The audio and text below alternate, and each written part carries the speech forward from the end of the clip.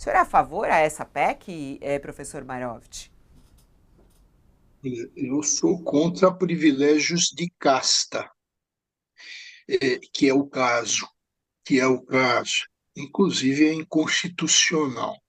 Eu gostaria, e quando você falou, já me veio a imagem do Varão de Plutarco, o grande historiador que fez aí a obra em vários volumes sobre vidas paralelas, é o grande historiador da sua época. E um sujeito de virtudes e de ética, assim, tão acentuadas, um homem de tanta nobreza, que ele foi guindado à condição de chefe de um templo, do templo de Delfos. Ora, o inverso do Plutarco, e daí se levou o nome de Varão de Plutarco, um homem de muitas virtudes, o inverso do Barão de Plutarco é nada mais, nada menos do que o nosso presidente do Senado, o Rodrigo Pacheco.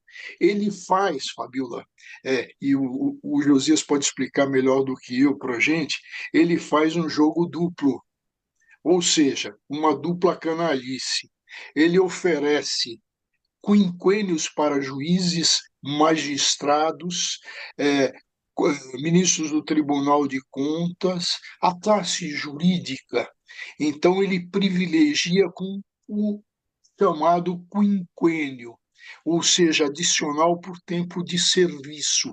Ele privilegia uma casta e afronta o princípio da igualdade, que é o princípio republicano. Por quê? Porque quem não é dessa casta não vai receber.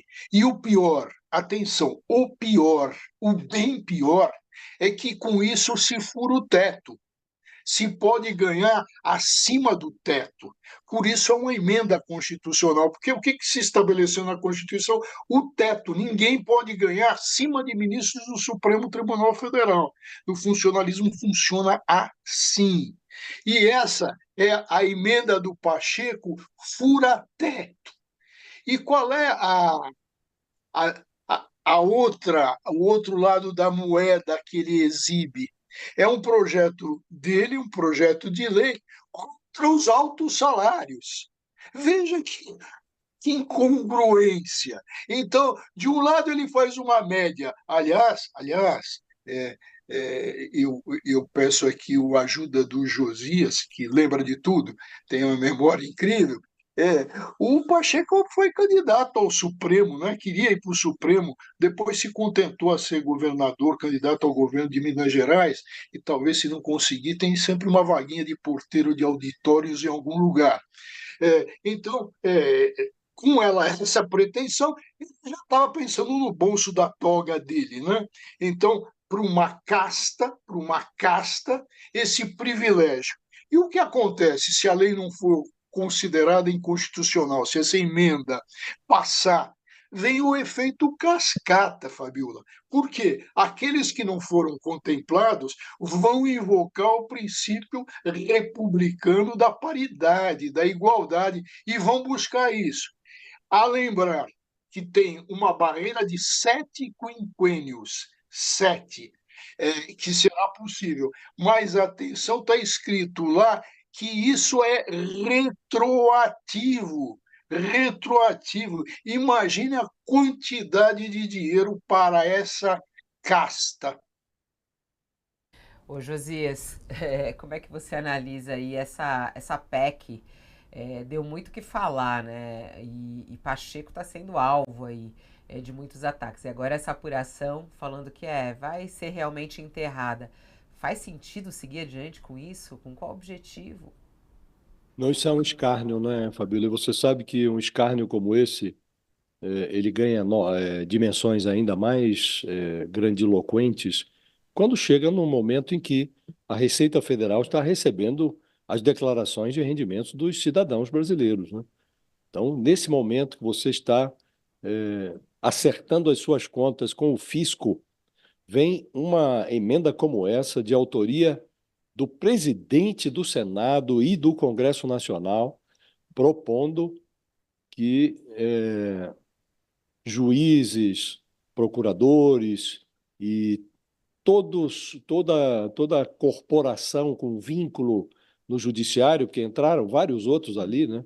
Advogado-geral da União, promotores, defensores públicos. Essas emendas elas começam de um tamanho e vão ganhando uma dimensão que toda essa gente passe a ter um reajuste automático a cada 5 anos, de 5%, sem nenhum vínculo com mérito, com meta, nada. Simplesmente passou o prazo, está lá, 5% cai na conta. Isto é, de fato, uma excrescência, né?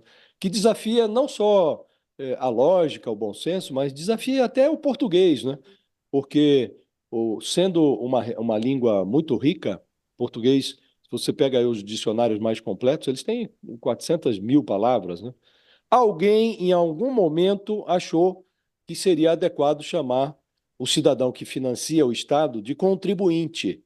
Ora, para contribuir, você tem que colaborar, isso pressupõe uma certa espontaneidade. Não, o dinheiro é arrancado do bolso do brasileiro, supostamente para financiar atividades do Estado. Aí você chega numa hora dessas em que a Receita está enfiando a mão no bolso dos brasileiros, chega uma proposta como essa, isso é uma ofensa, é um negócio que não faz nexo, não é bom nem para os beneficiários.